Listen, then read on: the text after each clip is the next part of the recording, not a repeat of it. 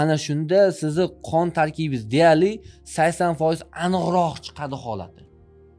Qay holatda bo'lyapti, nima bo'lyapti, yaxshi tomonga ketyaptimi, yomon tomonga ketyaptimi, anemiya bormi sizda yoki anemiya yo'qmi? Ko'pchilik qondagi yallig'lanishni tushunmaydi ekan. Soydan kelayotgan suvni yo'naltirib qo'ydingiz. Lekin yer suvni emmayapti. Nima foyda bor? Qayta aytaveraman, qachonki sizlarning miyalarga singib ketmaguncha. Qonni ko'paytiradi, immun tizmingizni yaxshilaydi, o't pufagini yaxshilaydi, yo'g'on ichak holatini yaxshilaydi, oshqozonni yaxshilab beradi. Sizga yana nima kerak? Lekin siz qilmaysiz, siz borib turib 500 mingga ukol olishingiz kerak. Yo tabletga borib turib 50 mingga dori olib ichishingiz kerak. Sizlarga menimcha ukol dori yozib bersam, yo bo'lmasa qimmat dori yozib bersam, keyin iste'mol qilib, keyin harakat qilasizmi? Oddiy narsa tushuntirib beryapman. Xolos, oddiy narsani sizga uqtirishga harakat qilyapman-ku. Bular sizning jigar faoliyatingizga, ichak faoliyatingizga juda katta yordam beradi.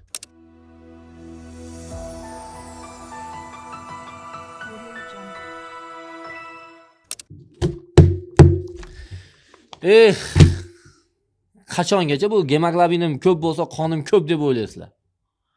Oddiy savol-da. Assalomu alaykum, uzr. Hozir bir ikkitasi kelyapti, meni gemoglobin yetarli ekan, rahmatulloh. Kamqon emasman, kamqonlik yo'q ekan meni deb turib kelyapti. Biz qachon to'g'ri analiz qilishni, to'g'ri tushunishni boshlaymiz? Hammamiz yodlab olgan narsa gemoglobin baland chiqdi, bo'ldi, sen qoning ko'p, ura. Yo'q, albatta bu xato.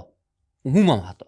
Aynan siz gemoglobin zo'r bo'ldi degani, bu sen kamqon emassan, zo'r bo'ldi degani emas. Uni tekshirish uchun temirda, aslodi, belokni bilish kerak. Ya'ni yallig'lanishlar qanchalik, temir qanchalik holatda. Mana shulardan kelib chiqqan holatda gemoglobin holatini aniq aytish mumkin. Yoki eritrosit bilan leykositlar holati. Agar yaxshi so'rilmayotgan bo'lsa bu muammo, 1000 sizni qoningiz 14 chiqsin, 13 chiqsin, lekin bu yerda eritrosit kam bo'ladigan bo'lsa, ya'ni cho'kish foizi past bo'ladigan bo'lsa, qiyin bu. Temir tarkibi past bo'lsa ham qiyin. Agar so'rilish jarayoni qiyin bo'layotgan bo'lsa, sizni qon millionta narsa ichmaysizmi qonga?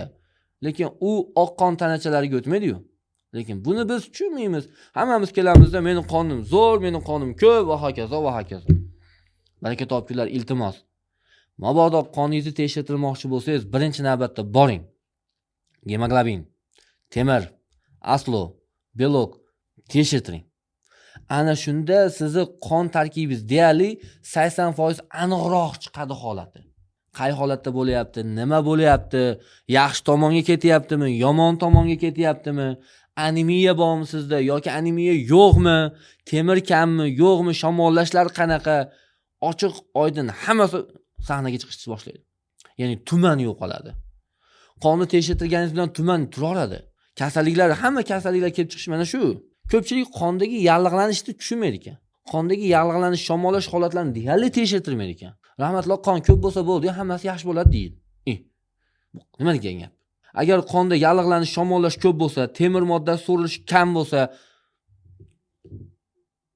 nima foyda? Tasavvur qiling, dala. Suv quyyapsiz. Soydan kelayotgan suvni yo'naltirib qo'ydingiz.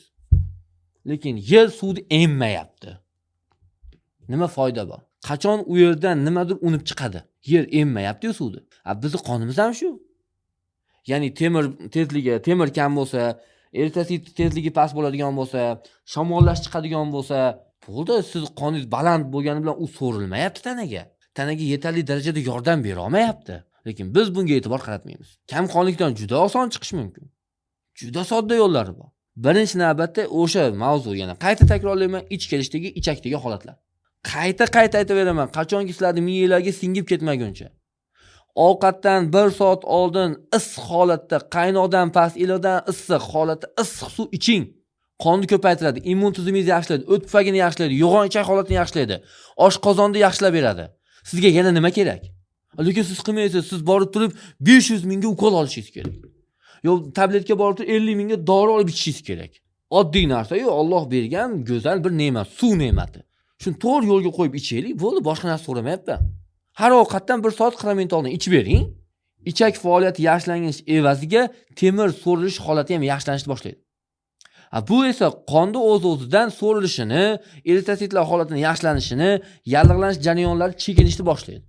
Lekin biz bilmayman sizlar buni.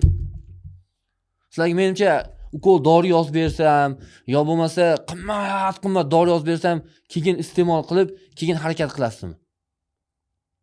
Oddiy narsa tushuntirib beryapman. Xolos, oddiy narsani sizga uqtirishga harakat qilyapman. Mayiz yeb yuring ertalabda. Kamqonlikdan chiqasiz. Jigar uchun ham foydali. Tishim og'rib qoladi mayiz yesam deydiganlar. Qaynoq suv iching. O'sha mayizni qaynoq suvga soling. Iching o'shan bilan. Qarang, biz bahona qidirishga juda ham usta xalq bo'lib ketyapmiz. O'zimizni sog'lig'imizni tiklashga kelgan vaqtda qimmat narsa bo'lsa-yu, iloji bo'lsa shunday yotsangiz-u, kimdir orqangizdan yoki tomiringizdan mana shunday yotsangiz, kelib ukol qilib qo'ysa, yaxshi bo'lib qolsangiz. "Vo, men zo'rman." Qachongacha? Qachongacha sizni tanangiz siz bilan kurashadi? Bir-biringiz bilan dushmansiz, o'z tanangiz bilan. Qarang-da, bir narsani tushuning. Inson o'zgarish uchun o'zi harakat qilish kerak. Misol uchun mana bolalarni priivkaga olamiz, to'g'rimi? Olganimizda, qo'pol qilib aytganda, o'sha bakteriyani bolaga beradi. Va bola 3 kun davomida kurashadi-da, yengib chiqadi. Bo'ldi, sizning bolangiz endi sog'lom. Ya'ni u bakteriyaga qarshi kurasha oladi. Lekin siz yoshingiz katta inson bo'lib turib, bakteriyaga o'zingiz qarshi kurashmasdan shuni dori qabul qilyapsiz. Eng qizig'i, ajoyib xalqimizda doktorlik keragi yo'q bizga. Opa, og'rib qoldim, nima dori ichi? Yo qo'shningizga telefon qilib, qo'shni, manaqa holat bo'lyapti, nima tavsiya qilasiz? U doktormi u? Yo'q. Bormaysiz doktorga. O'zingiz ustingizdan o'zingiz doktor qilib olasiz. Men oddiy holat aytib beraman. Ya'ni men o'zim singlim Amerikada qizi og'rib qoldi, chaqaloq. 1 yoshga kirmadi hali. Shunaqa og'riyapti dedi, aka kech payt terlab, istimalab chiqqan. Doktorga borishgan. Doktorga borsa, doktor nima degan? Bo'ldi, bola yaxshi ekan, 3 kundan keyin olib kelasan degan. Singlim menga telefon qilib, endi uydagilar qilib asabiylashyapti. Tekshirishmadi, anaqa qilishmadi. Ularda prinsip shunaqa ekan. O'zi ham og'rib qolsa, tishi og'rib qoldi, bordi. Mana shunaqa chayqaysan bo'ldi. Dori narsa, umuman hech narsa yozib bermagan. 3 kundan keyin yaxshi bo'lib qoldi. Bolasi ham shu 3 kundan keyin bo'ldi, o'zgardi yaxshi tomonga. Eng qizig'i 3 kun ichida bolasiga dori qilgani yo'q. Bo'ldi, bolang o'zi kurashdi. Agar 3 kundan keyin ham kasallik o'tib ketgansa, keyin olib kelasan debdi. Biz nima qilamiz? 3 kundan xavfmang 1 soatga ham bormasdan dori ichib olamiz. Tanamizni qarshi kurashishiga imkon bermaymiz. Shuning uchun baraka topkunlar, jigar faoliyatini yaxshilashimiz uchun birinchi navbatda qiladigan narsalarimiz mayiz. Sedana. Ertalab nahorda til tagiga 7 dona, 8 dona tashlab oling. Shiming. Chaynab yeng, shiming.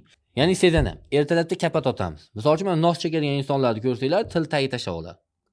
Ya'ni til tagi tashlash orqali mana shu joyimizda juda ko'p neyronlar bor. Ya'ni sedana orqali nafaqat qon, nafaqat jigar, boshqa segmentlar, ya'ni ozuqa manbalari ko'payishiga yordam berasiz.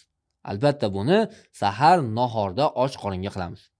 Nonushtaga o'tirgan vaqtingizda yoki nonushtadan 1 soat oldin issiq suv, nonushtaga o'tirgan vaqtimizda mayiz va har kuni imkon qadar yotishdan oldin olma yoki nok yeb yotishni yo'lga qo'ying.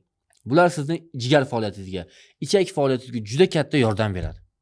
Albatta bularni qilib boring va kommentariyada o'zingizni fikringizni yozib qoldiring. Sizda nima natija bo'lyapti? Qanday holatda o'zgarish bo'lyapti? Yoki siz boshqa davolash usullarini bilasizmi? Ya'ni jigarni davolashga, misol uchun ichimizda video ko'rayotganlarda jigardan kasallanib tuzalgan insonlar bordir.